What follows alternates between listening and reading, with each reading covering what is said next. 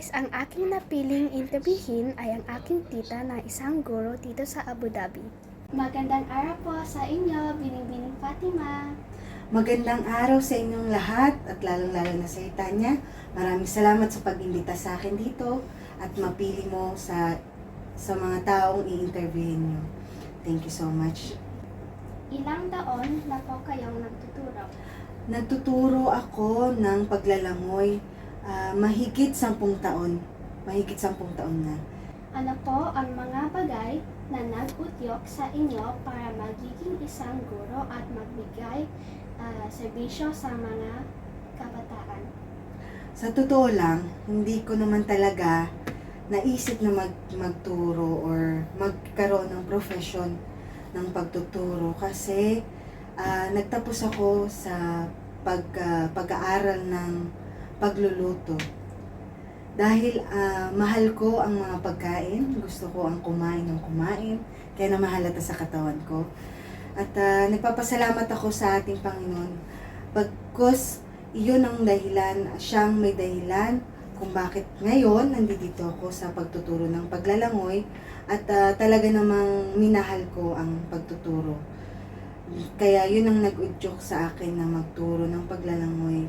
Kasi isa yung bagay na, ang paglalangoy ay isang bagay na makakatulong sa mga bata o sa mga tao na maging maligaya sila sa paglalangoy sa dagat, sa tubig na hindi maalat. At higit sa lahat, makakapagsagip sila ng tao kung marunong silang lumangoy. Sa pagiging isang guro, ano po ang mga magagandang karanasang inyong nadaanan? Magagandang karanasan? Mga magagandang karanasan na nadaanan ko, yung makita mo yung mga bata na nag-i-improve sa kanilang paglalangoy at nagkakaroon sila ng pagmamahal at nagiging kumpiyansa sila sa sarili. Ayun, nawawala ang kanilang takot sa tuwing tatapak sila sa swimming pool o sa lugar ng palanguyan.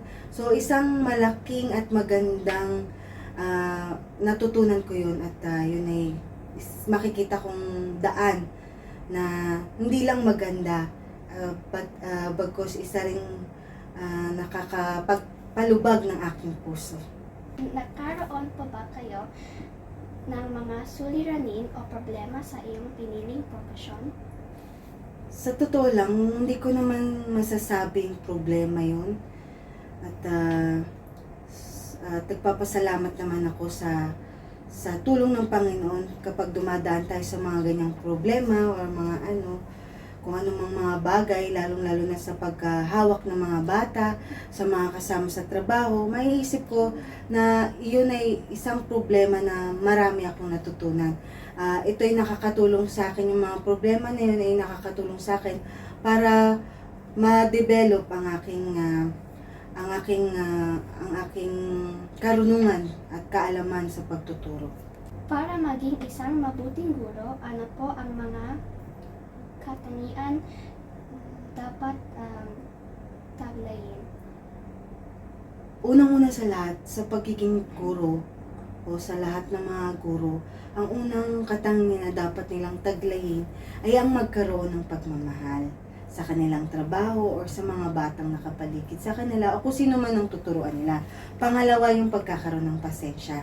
Yun ang kailangan namin, na magkaroon ng pasensya kasi hindi naman lahat ng mga bata ay may level na magkakasabay-sabay sila. Minsan may nauna, minsan may nahuli. At ang ikatlo or ang pinaka-last na masasabi kong katangian na dapat meron ng tagapagturo o mga guro ay yung may kaligayahan. Hanggang kailan niyo po nais maging isang guro? Hanggang kailan ako gustong magtuturo? Hanggang kailan nais ng Panginoon na ako'y magturo, gagawin ko yun kahit habang buhay. Dahil ang pagtuturo ay napakarangal na trabaho at talaga namang binibigyan mo ng pundasyon ng bawat bata. Bilang isang guro, ano po ang iyong mga tungkulin sa bayan?